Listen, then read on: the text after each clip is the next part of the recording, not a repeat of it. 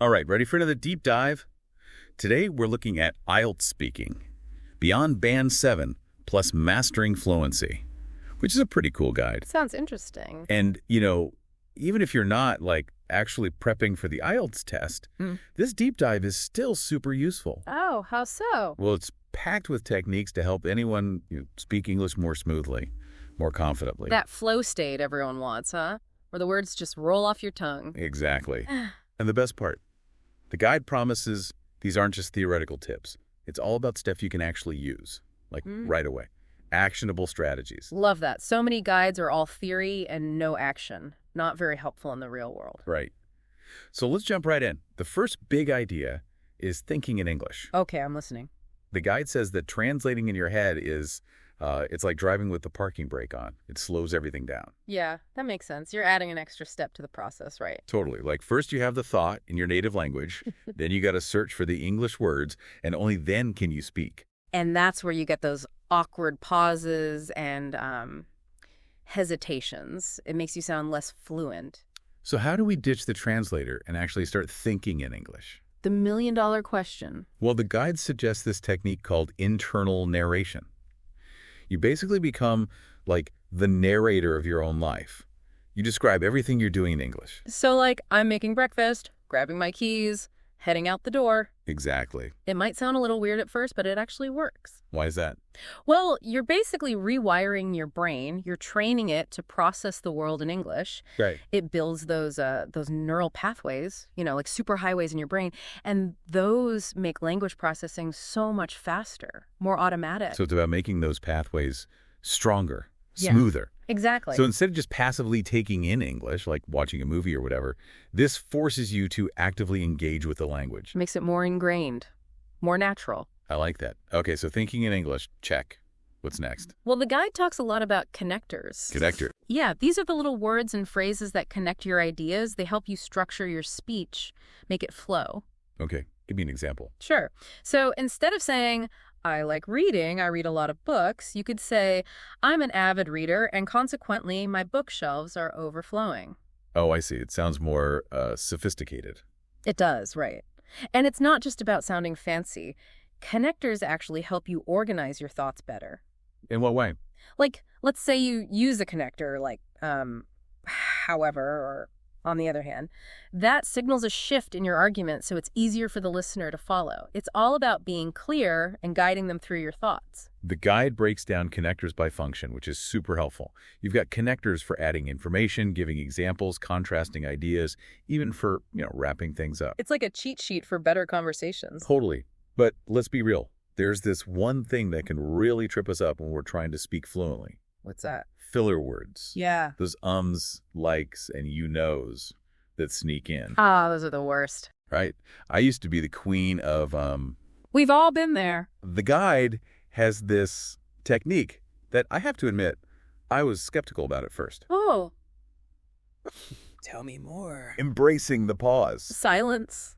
You mean just being quiet? Yeah. At first I thought, won't that make things super awkward? Right, like a deer in the headlights. But then they explained how pauses actually make you sound more confident and in control. That's so true. It gives you time to think, to choose your words carefully. And for the listener, it gives them time to process what you're saying. If someone's just talking nonstop, it can be overwhelming. Makes sense. It's like those rests in music. The silence actually enhances the overall effect. The guide also suggests recording yourself speaking and then listening back for those filler word hotspots. That's a great tip. You become more aware of your patterns. It's like analyzing game footage to improve your performance, right? Right. You pinpoint those areas where you tend to stumble and then work on, replacing those fillers with pauses or maybe more thoughtful phrases. Okay, so we've tackled thinking in English, we've got connectors, and we're taming those filler words.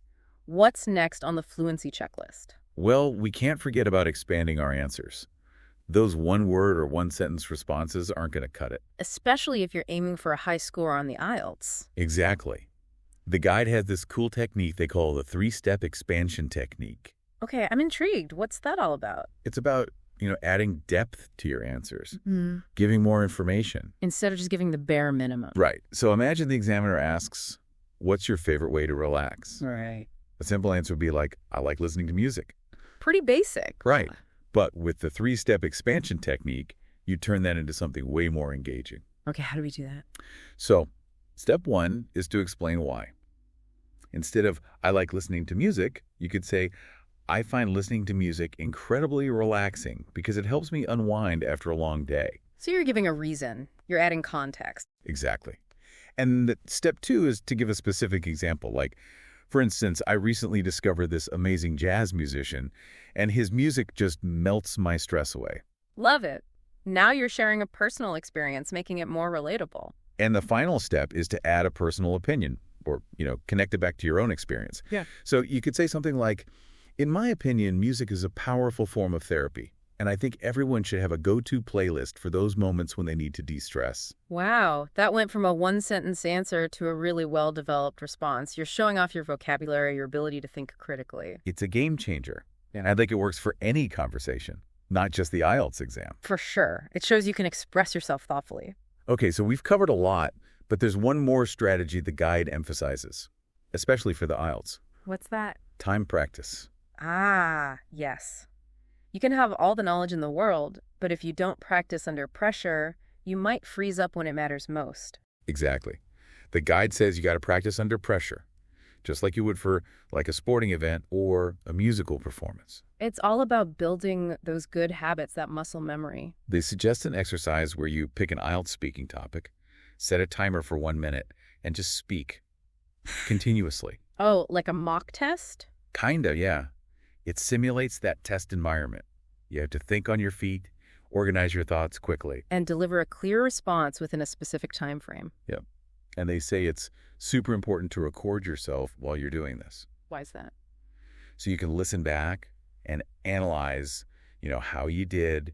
Did you hesitate a lot? Did those filler words creep in? Did you use the three-step expansion technique? You spot your weaknesses, and then you can work on them. It's all about making fluency a habit, not just something you do once in a while. This is great stuff. I know, right? We've covered a lot of ground in this first part. I feel like I'm already starting to think about speaking in a whole new way. Me too.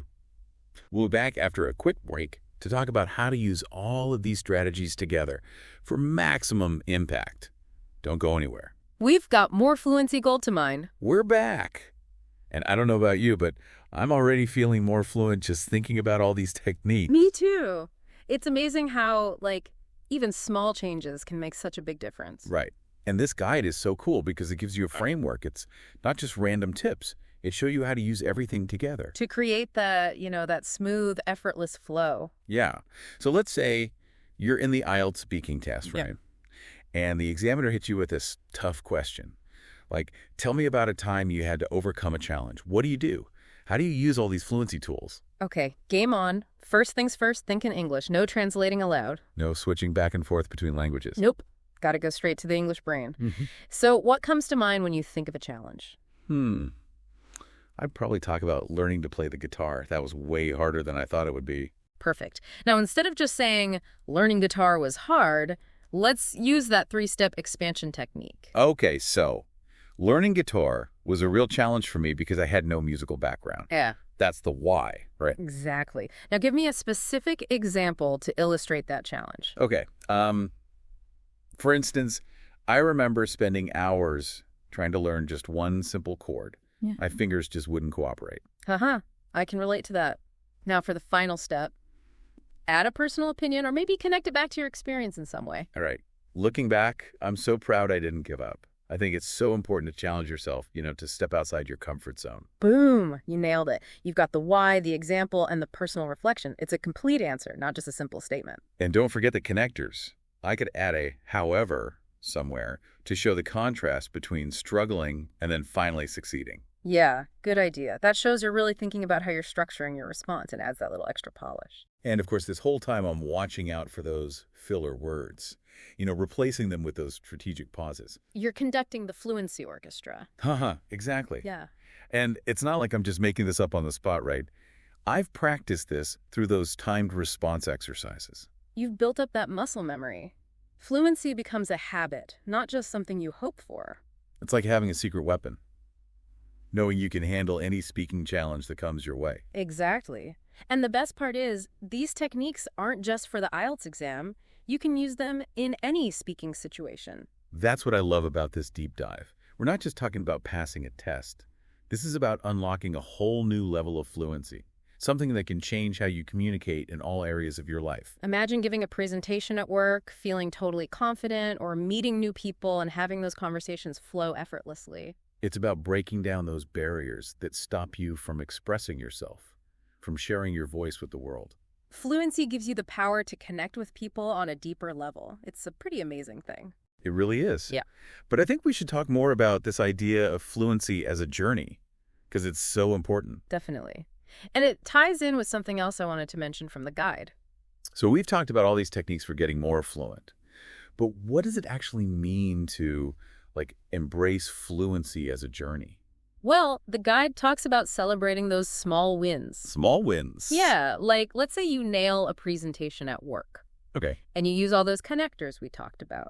Or maybe you have a conversation with a native speaker and you realize, hey, I didn't use any filler words. It's those little moments that show you're improving. Exactly. It's easy to focus on the end goal, like this perfect fluency. Yeah, but those small wins keep you going. They keep you motivated.